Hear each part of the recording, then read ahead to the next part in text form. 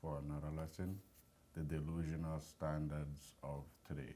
You know, the sad reality is that we live in a world where fantasy is better than reality, where people believe that it's better to live in a fantasy world than in reality because they can dumb down the pain that they created themselves. You know, especially when it comes to the modern woman.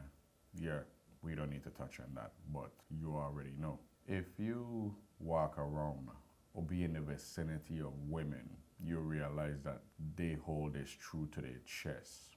Why? Because it's better to live in that world than to face the brutal reality that they're not what they're supposed to be. Or most people aren't where they're supposed to be financially or whatever goal they're trying to attain at certain points in their life. That's fine. But the problem is when you try to force it and cram it down other people's throat. That's when we have a problem.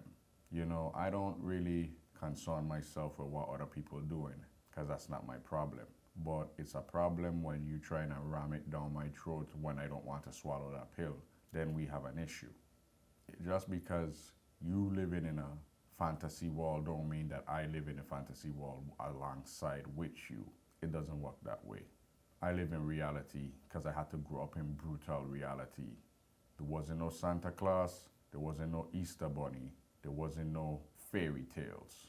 So why should I embrace the fairy tale nonsense that you call your truism? I shouldn't have to, and neither should you. That's why it's important and imperative that you unplug from the matrix, especially when it comes to women.